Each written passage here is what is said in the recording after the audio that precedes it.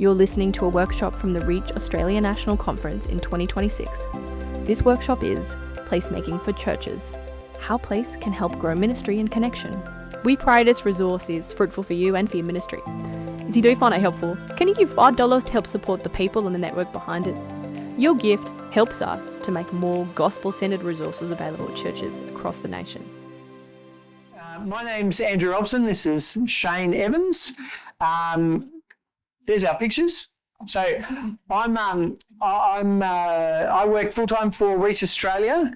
I oversee the leadership development program, and I do church consultations and all kinds of other weird and wonderful things. One of the weird and wonderful things is I do weird consultations. So that's part of my job. So I do the consults that have a heavy building component or something strange or something conflictual or something going on in church. So that keeps me awake at night often. But I've worked in quite a few churches over the years. So I studied at Moore College. I became an Anglican minister, worked for 3 years at Springwood Anglican. Then I came up here to EV. And I was here for 10 years and was involved in the building process here, buying land and building this building and other things. And then I went to Carlingford, where I worked for 8 years with Gary Koo. Again, strangely, I ended up building a building there. I didn't set out to do this. I just ended up being in these places. But anyway, and in the end, I ended up working full-time for Reach doing what I'm doing. So that gives you some sense of where I've come from. So Shayne? I don't work for Reach. I am a practicing architect, and I love how Andrew described buildings as weird. Ultimately, I think I would say that my calling is to architecture. That's how I talk about it. I see architecture as a ministry. I see architecture as a way of engaging with things of faith. So I am a committed believer. Jesus is who I follow. And I think architecture is a part of what he's asked me to do for his kingdom. So I'm at St Paul's Anglican Church at Carlingford. And where are you? I'm at Parramatta Baptist Church at the moment. There you go. So ecumenical. That's good. Just like EV, we're across all the boundaries. It's great. So what we're going to do today, now many of you will recall that we released this book or booklet last year, and the idea of this was to try and download some of the sort of initial thinking that we think is helpful around church buildings. So as people approach thinking about building a building or renovating their building or knocking down their building or selling their building to a property developer, whatever it is that they're thinking about, we've given you a bit of a guide for how to think into buildings. And at the heart of it, what we're saying is you need your ministry to lead your building rather than the other way around. So a lot of people will just accidentally fall into the trap of, well, we've got this building and so we can do this with it, we can do that with it. And we're saying, no, what you need to do is some careful work on your ministry plan first. What are you trying to do as a church? And then downstream of that, think into how it is that you need to modify your building or if at all, or sell it or whatever it is that you want to do with it. But that's things downstream of the ministry plan itself. So there's a whole lot of really helpful things in here that will get you going on thinking about your building, get you thinking about what is it that you've got, what are the options you've got for moving it forward, what condition is it in. So we give you there's a whole lot of lists and questions that you can ask. And we think that that's really helpful. But then Shayne, do you want to introduce the next little iteration? Sure. So coming out of the launch of this document and this tool, I guess you can call it, it's now gone to, I don't know, I would like to say thousands of churches who've downloaded or accessed this particular document. And there's some pretty significant feedback that has come from it. Don't quote me on the thousands. I would like to say thousands. It is definitely hundreds. And the interesting thing is it's quite a dense little tool. And so one of the feedback things we've received is how do we actually make this accessible?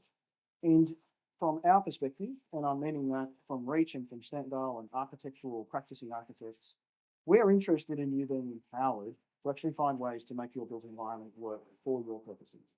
And so this tool that's being created here is all about something called placemaking. And this is something that you should feel that you can take away and use tomorrow.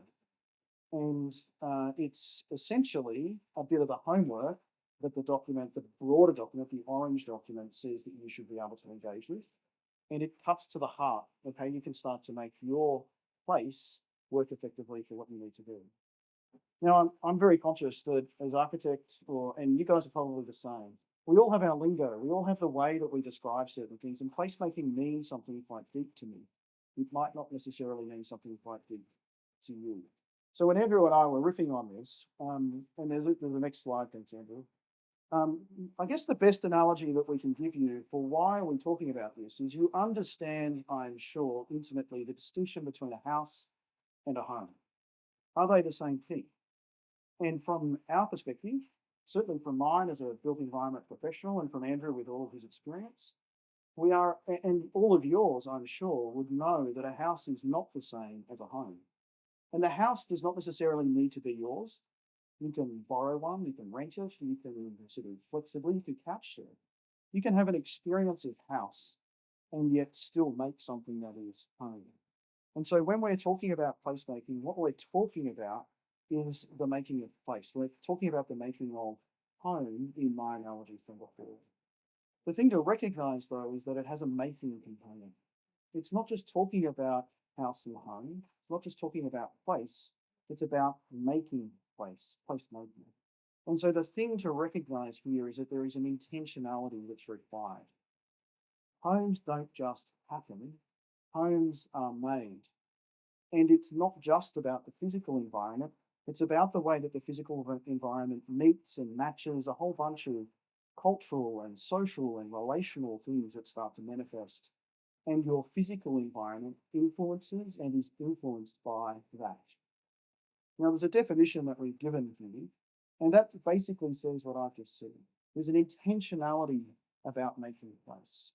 And it links to the environment, and it links to things about recognition, and it links to things about grounding and enabling.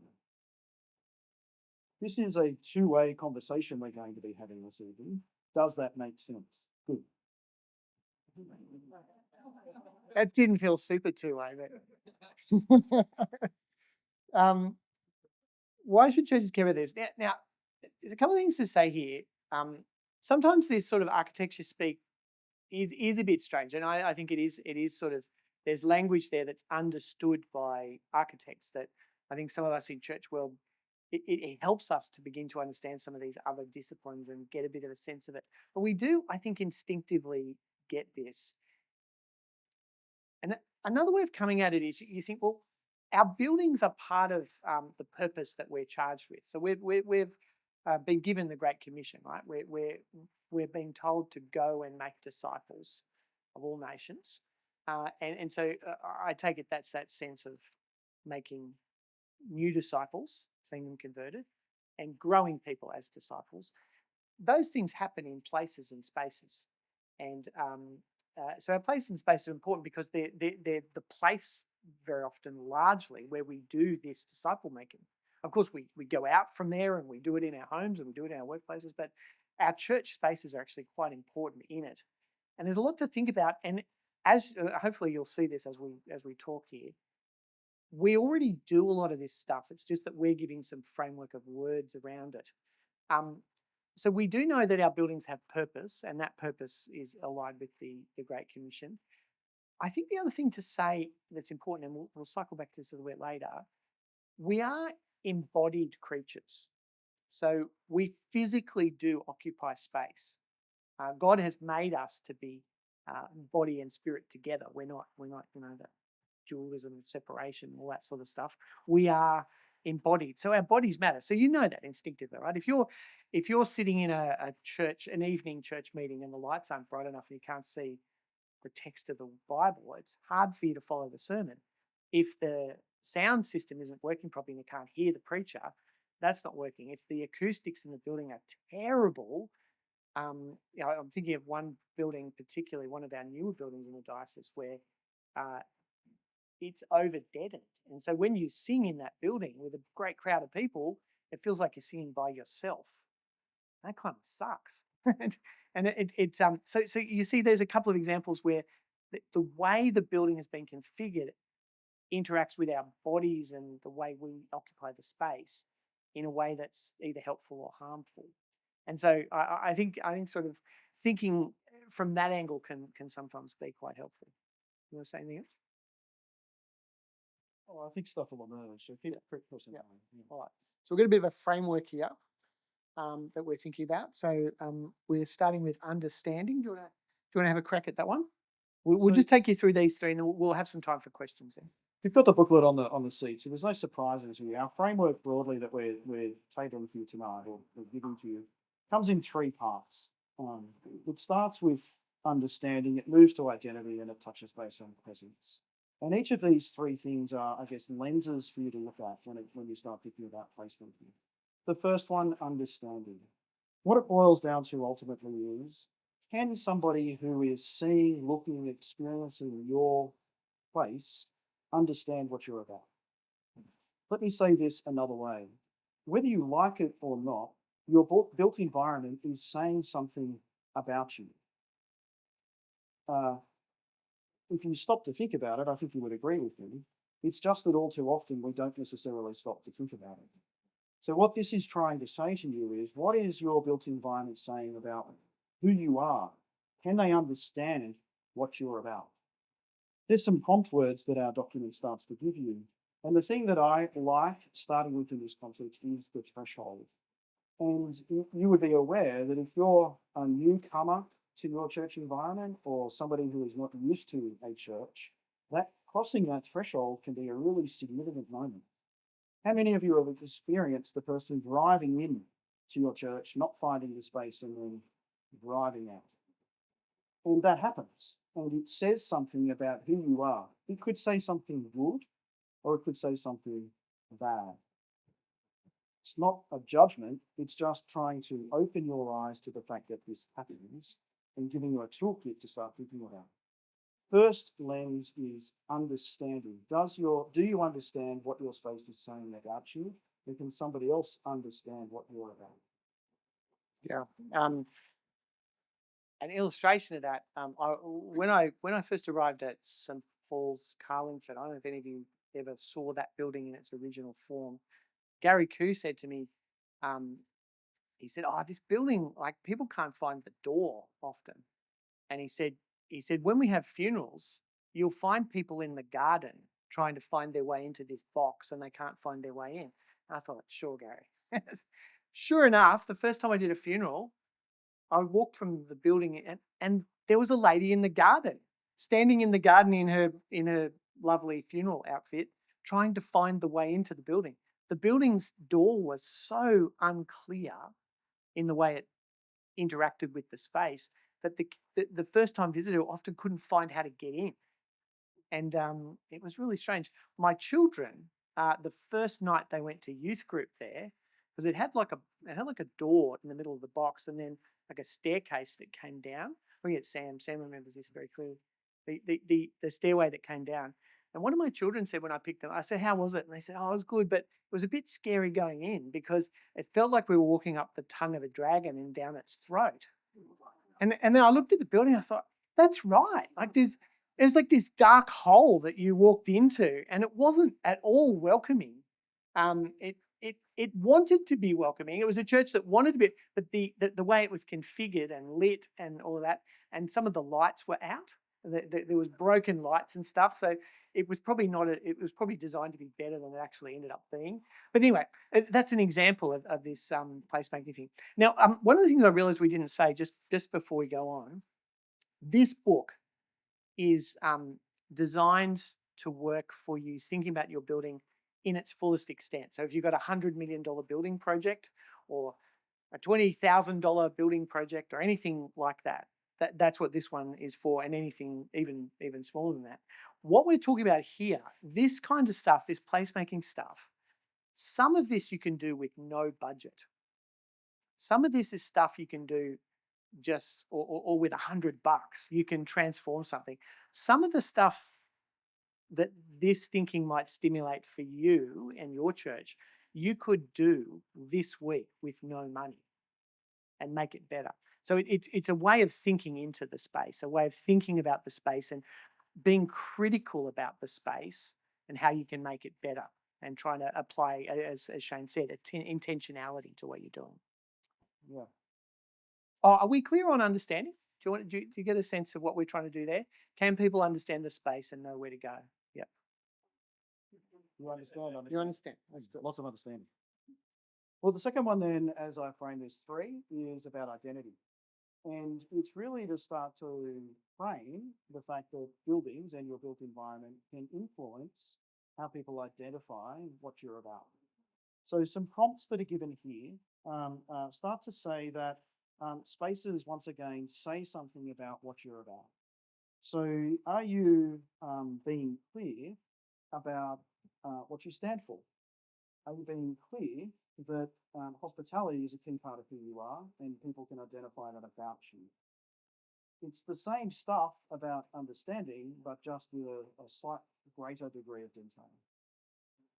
Yeah, I think the identity piece is interesting. So as I was just saying,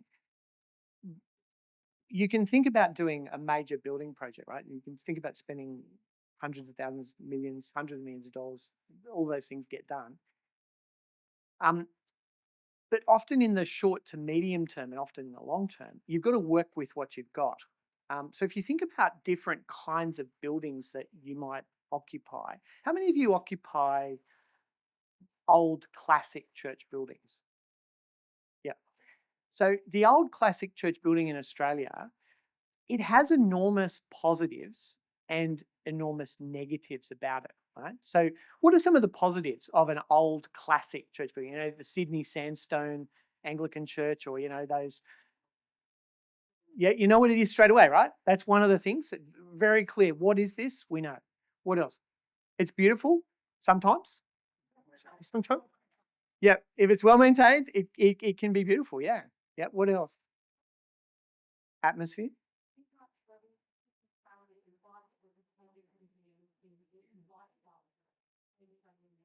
Mm.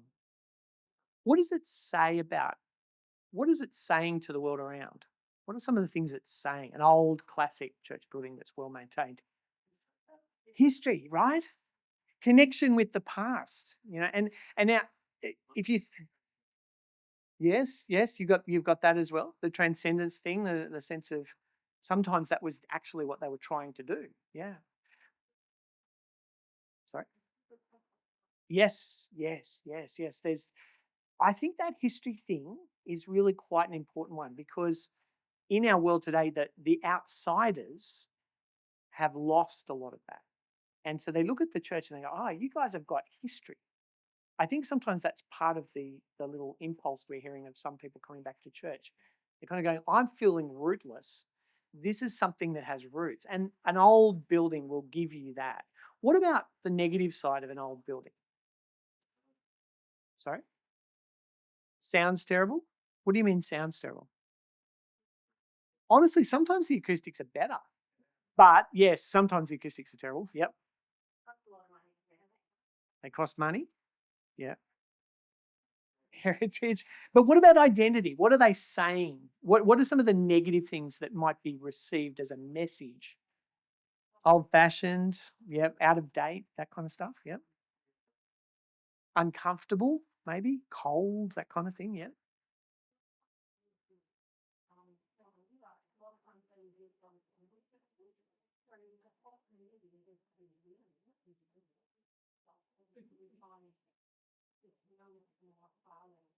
Yes.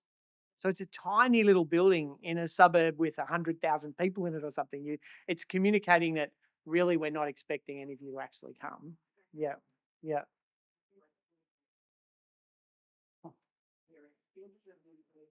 Expensively inaccessible? Are you talking about accessibility, like disability accessibility?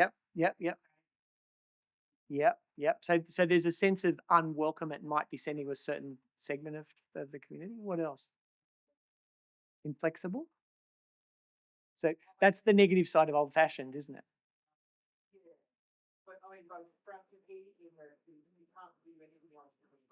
Mm-hmm.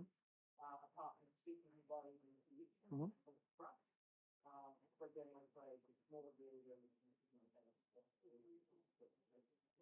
Mhm. Yeah. Yeah, or if you do, it's very expensive and difficult and all that. Yep. And I mean, also in Australia, um, they often built these buildings with very small windows and things because it kept the heat out, and so they're often quite dark and a bit stuffy. So you got a little bit of that. You also got it brings some of the negative memories of, for some people, church's involvement in bad things in the past. That's the negative side of carrying the history with it. So what am, sorry? Parking, yes. Some of them weren't even designed when cars were, even thought of. And so you've got these things right. And so one of the things we were thinking about just this example, part of placemaking will be leaning into the positive side of this and leading away from the negative side of this. So some thoughts on that as we... Well, I would start with the first thing is to don't leave disempowered in this. Sometimes your built environment cannot be changed immediately to respond to some of these things. There's a heritage overlay, and you can't remove the wall, and you can't change the pews. That's a set constraint. But use creativity to try and find alternative ways to start to navigate it. To be aware that it's an issue is what I think placemaking is trying to say first and foremost. That's free.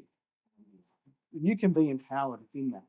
Having said that, there are some things you might be able to do quite comfortably and easily.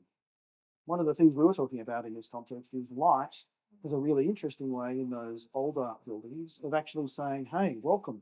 This is a space that you are interested in looking at. It's not the dark hole, it's the invitational kind of threshold. And that says something about your identity that you can start to do. It might also be where you start to stand in that space. And that sounds really strange, but your welcoming strategy associated with this is not a built environment solution, it's a response to the built environment challenge. So if you've got a building like the original Carlingford building that has an obscurity about how do I get into this building, you can spend millions of dollars knocking the side of the building off, which is what we ended up doing. But in the meantime, what could you do with very little dollars to help people to find the door? Signs, right? Signs.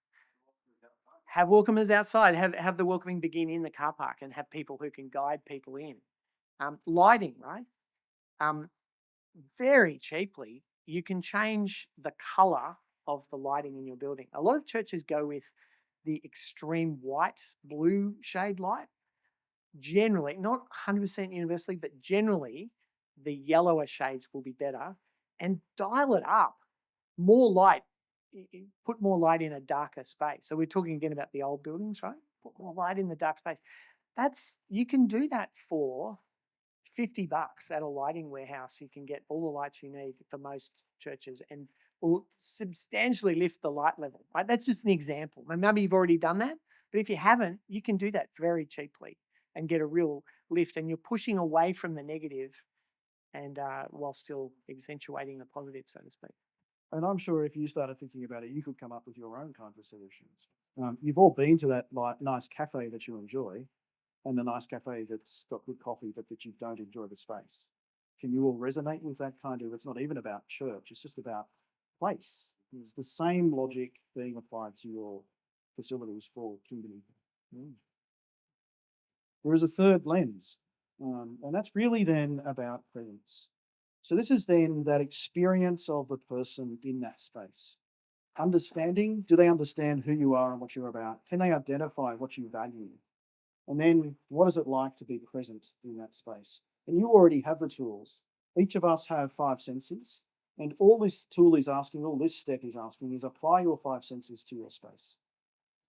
What does it sound like inside the foyer?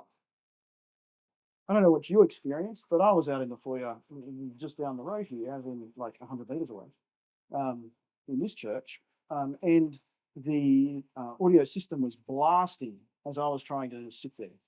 And it wasn't until somebody walked past and realized, oh, this is so loud you can't hear yourself thinking, somebody just turned it down a little bit and instantly transformed, because somebody was aware of the kind of place and environment that was being created only 3 hours ago.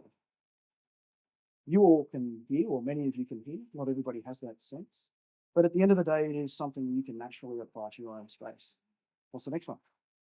Um, well, eyes, right? Your sight. You can think about a good example of this is a church I went to in Western Sydney where uh, you walk through the door from the car park and the foyer's all in front of you and the church is off to the left. And when you turn to go to church, there's like there was like two sides of the building. And what was immediately here was the sound desk. And so you couldn't see into the building. You had to walk right into the foyer and turn before you could see it. So simply changing the sightline by moving that massive sound desk to the other side of church meant that as soon as you walked in the building, you could see the whole church. You could see people in there. You could see where you had to go. It immediately improved the sense of what you could see. So that's one example. There's plenty of others though. Now, I am going to touch on taste. I'm not asking you to go and lick anything or to sort of do anything like that, yeah. But there is some kind of element of taste that starts to naturally occur when you enter into a room, and it sort of implies that you have a sense of hospitality and engagement and connection. Now, some of that, if you go into that cafe analogy, if you're ready for that coffee, do you feel your taste buds start to sort of move and start to engage? And do you go to that restaurant and you're ready for that kind of engagement with the meal? There's a similar logic and language that can apply to your built environment as well. What might have occurred for people who are coming to your church or to that event or to that function? And have you started to consider how your building or how your structuring of the event is going to be able to respond? Now, it's a long bow to stretch. It's really hard to talk about tasting. There is another way to talk about it, though. You can talk about physical comfort and sort of, that's getting a little bit into touch, but I'm not going to talk to the touch one. I'm not talking about heat. I'm not talking about temperature. I'm talking about the sense of scale. If you walk into a space and you're trying to have an intimate conversation with somebody and it's just like the ceiling just never ends, you've experienced that before. And it's different outside than it is inside for some reason. It's just how we're made. But if you're then thinking about where that conversation occurs, you can transfer yourself and you would naturally do it, I'm sure, anyway. So some of this is just a way of thinking about how you engage with the space. If you wanted to change the space, then there are some really simple things you can do as well. Drapery and acoustic sort of hanging things are really powerful, not just to respond to sound, but also to respond to that sense of scale and intimacy. And you can manipulate it. Yeah, so covering the back seats or roping off the back seats, but covering them is actually quite helpful. You can get dark coloured cloth and cover them over, and it brings the scale down. Some churches that are very large with a smaller congregation, putting in wheeled pot plants, planter boxes with plants and things, creating screens and limiting things down. I think you gloss over it quickly, but I think heating and cooling is a super cheap thing you can do in churches. Many churches have heating and cooling, some don't. And if you don't and you live in Australia, I think cooling is possibly something to think about. But having somebody on the job of working it out. If you're in a very small church, usually most people will feel fine to just get up and twiddle with the air conditioner if it's too cold or something. But once you get past a certain size, everybody's waiting for somebody else to do it. And you can all be sitting there sweating because it's too hot or whatever it is. If you just have somebody on it, you can actually transform that. And you know how bad it is. If you're sitting in church and it's too hot or too cold, is the body thing again, right? Yeah, that's an example. What about smell? Smell is our favorite one. How many churches have you been into that just the olfactory sense is assaulted? Quite a few, surprisingly large number of churches have smell problems. This room had a smell problem when I walked in. I don't know if any of you got here early. It stank in here. It's a kid. I said, "What is that smell?"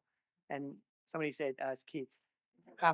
But so we opened the we opened the door to get some flow through. But the one church I remember visiting in a very wealthy part of Sydney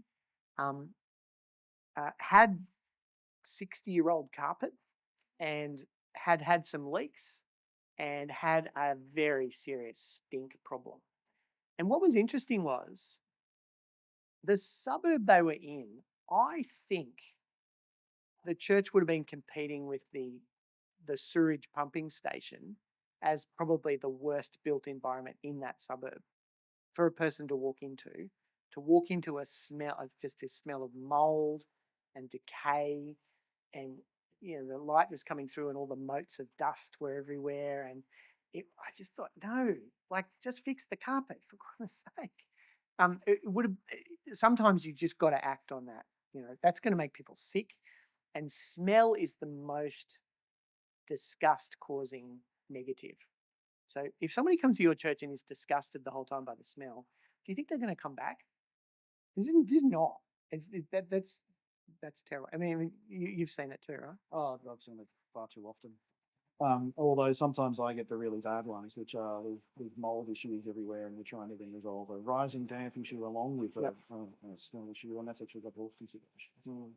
I think there's some subtle things to also be aware of, though. Like, air conditioners need to be maintained because there's a smell attached to them, not just because of functionality and temperature control. Some of this is stating the bleeding obvious. It's just that as a built environment professional, as somebody who's engaged with a lot of these, I guess some of the reflections are how often the obvious is overlooked. How often we've worked out we need to state the obvious. And I love that. There's a church at Lightning Ridge I had the story of where they had a mine shaft open up in the car park, and you could fall to your death in the car park of church. I'm just thinking, now that's a built environment thing that you really ought to get onto. There's something unwelcoming about falling to your death in a mine shaft. Anyway, yeah, churches can do crazy stuff, and so one of the things we want to do is give you this tool. Before you jump into that, Yeah. I think one of the things to recognise, certainly one of the things I've noticed as I've engaged with a lot of clients, is that our bodies are very good at adapting to environments. And the longer that you are in a space, the easier it is to overlook. Now, a perennial bugbear of mine is where light switches are located and how power points are positioned on walls. And how frequently is that an issue that you engage with and encounter? And all too often, you get used to the fact that the light switch is in a different spot, or is in a weird spot, or it's in the sort of spot that you can't access. And yet these very much say something about place. And they say something about what you value.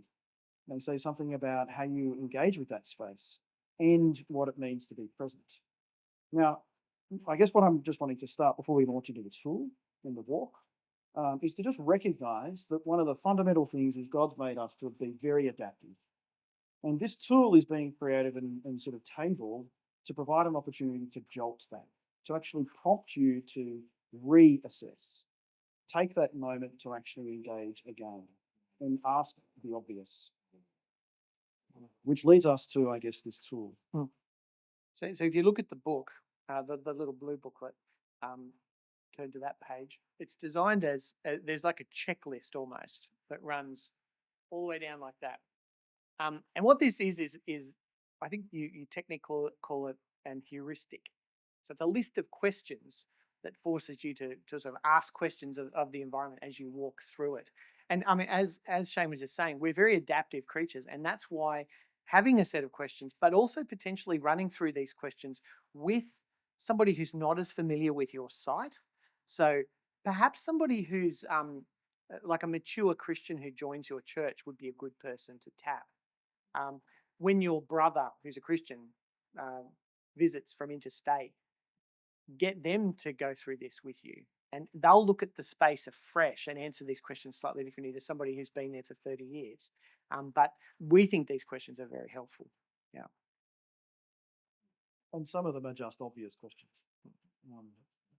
Speak to the previous point. Yes, I mean, we've got it broken into a couple of categories here, but the three categories: understanding, identity, and presence. So the three categories that we had before.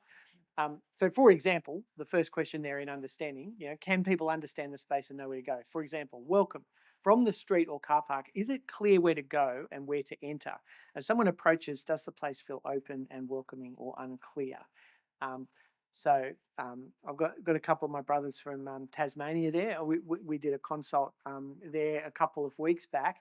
And one of the things we noticed was the trees had just grown over the sign a bit.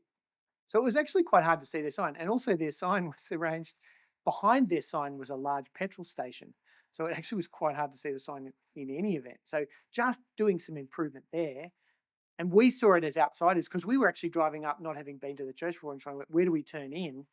And we noticed the sign in a way that they didn't. So that's a good example of that. Well, we can probably walk through each of these and give you examples. I think we want to have some question time as well and enable you to ask us questions. Now, I'm very conscious that much of our dialogue this evening has been about established churches. What happens if you are leasing a space? So what happens if you're in a school hall? Or what happens if you are in a more transient kind of element? It's exactly the same. What we are trying to say here is spend some time engaging with your place with intentionality to start asking those questions. And so if you are in those spaces, you just might need to be slightly more creative in the way that you go about it. You've all been to Bunnings. Why is it that they have the sausage sizzle at the front? Is it just for the social fundraise? No, it's not. It's because it creates this sense of homeliness and arrival and entry. It creates an opportunity for that liminal conversation at the threshold. And then you go in and buy the screwdriver or whatever it is that you're after, or depart with it. And so in a transient environment, in a space like that, then that might be the kind of thinking that you need to start bringing to yourselves, as much as if it's a established physical space that you are in. But over to questions or comments or anything else. What do you think? Is this useful? Yes. About the stage area, is that like important to a certain way, than or Absolutely. Yes, the question was the stage, the front of church and how it looks. Is that at all important? And it absolutely is. And again, to some degree, you want form to follow function. So it needs to work for what you're wanting it to do. So somebody was telling me yesterday about a church that had a pulpit, well, like it was in the middle at the front of church, but it was about sort of from here to maybe 6 or 7 rows back before the first row of chairs. And the thought was, we'll just build forward. And they built a little platform and they moved the whole thing forward, which changed the dynamics of the front of church. Another church I went to, one of the things we said is, in our consult was, you don't want the front of church to be a memorial to what church was like in 1978. What's that? And why is it there, that thing on the wall? We don't know. Why is that thing there? It's like an urn carrier. And what's the urn for? We don't know. Get rid of it. Like, you don't need useless clutter up there. Now, sometimes there's things that have important symbolism or, certainly I know in the Anglican world in Sydney, if you want to move some of the more, ecclesiastical furniture out the front, you have to get special permissions and things. And if you do it wrong, you get in trouble and all that kind of stuff. But whatever process you have to go through it and analyze the front from the point of view of how does it look? Is it helping or hindering what's going on up there? The world has changed so much now. You might still have the hymn number, the little hymn number thing. Do we use that? I mean, I guess if you use it, I guess it has a purpose, but most of us are projecting stuff on the screen and that little hymn number thing's actually getting in the way. And, maybe you're going to have to do some work to win the approval and agreement of everybody to move it. I would encourage you to think about change management process with all of this stuff. But yes, it's very important that you think about the front. What is it saying? Is it working? Why is that thing up there? And get into that. Yeah. Other questions? Yep.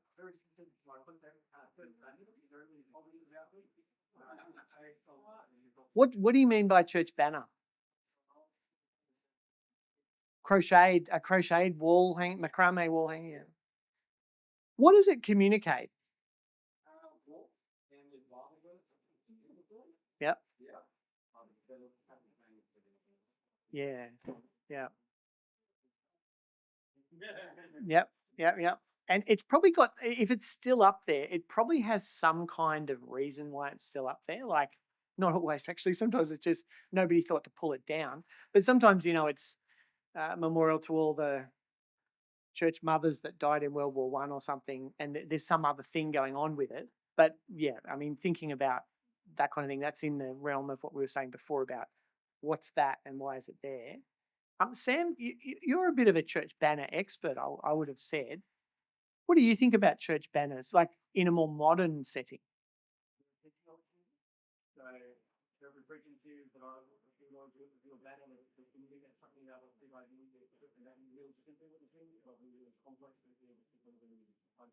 Yeah.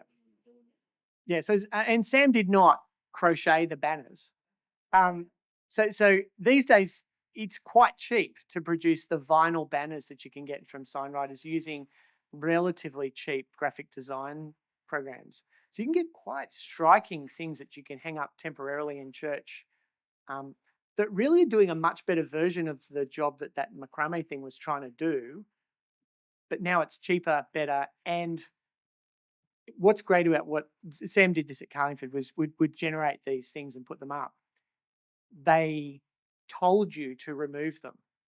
At the end of the sermon series, it was time to pull it down, put it away. I think the idea once was to make an arrangement of them somewhere, but that never happened. They're probably still under the church somewhere. But If there's sentiment, sorry.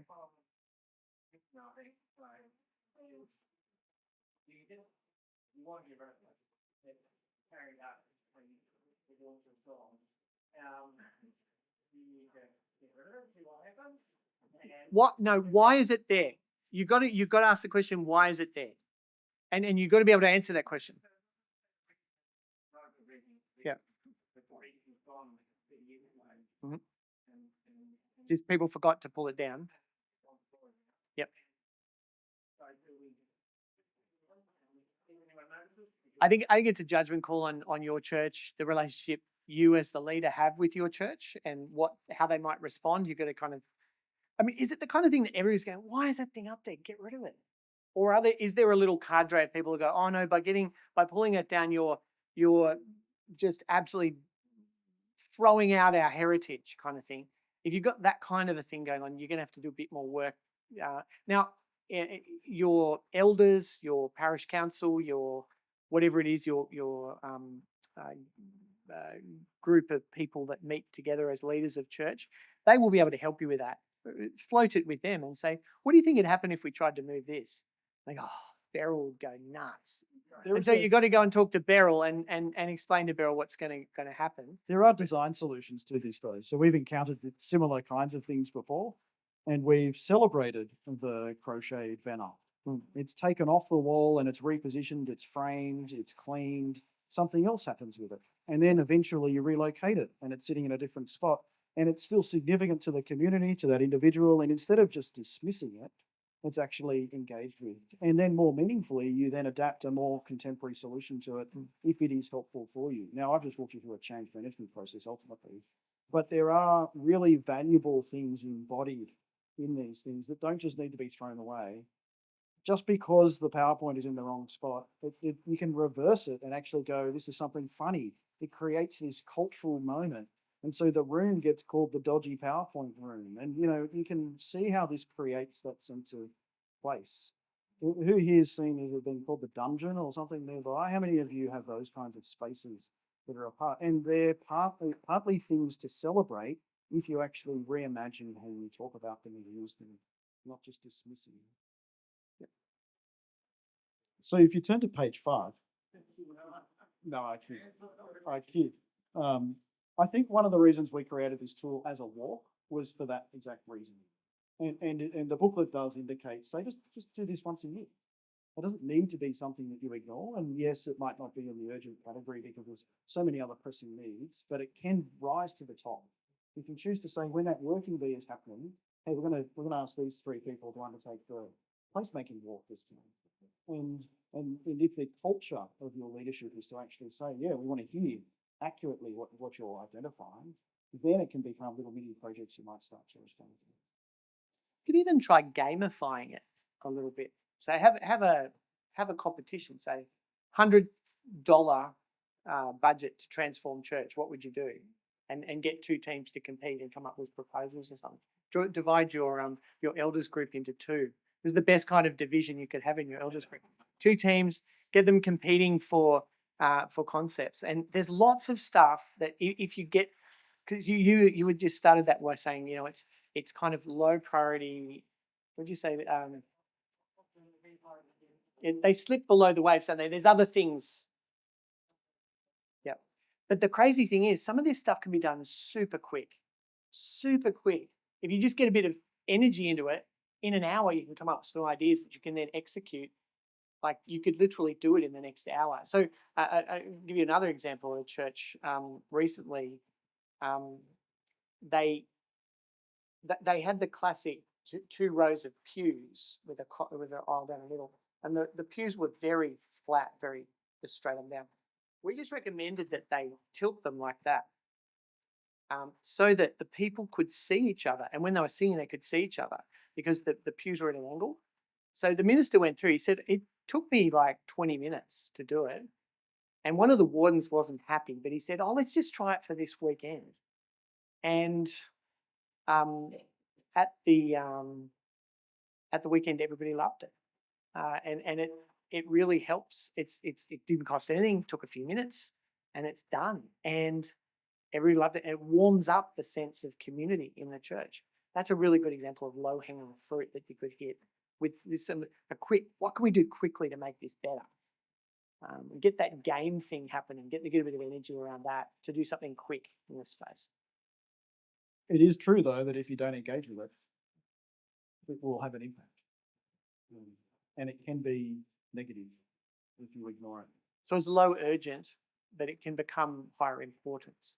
Yeah, if you know that, the quadrant thing. Right? Yeah. Yep. Yeah. And if you hear nothing else, then what I'm trying to say to you is be empowered, but recognize that just opening your eyes is the first step. Increase your own awareness of this. Don't be ignorant to it. Last question. Anybody? Yep. 2? All right, 2. Yep.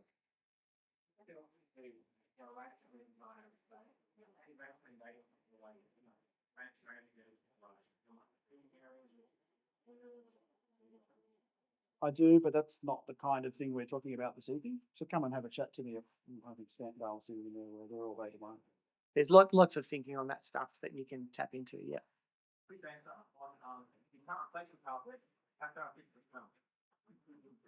Sometimes you can't. It's too far gone.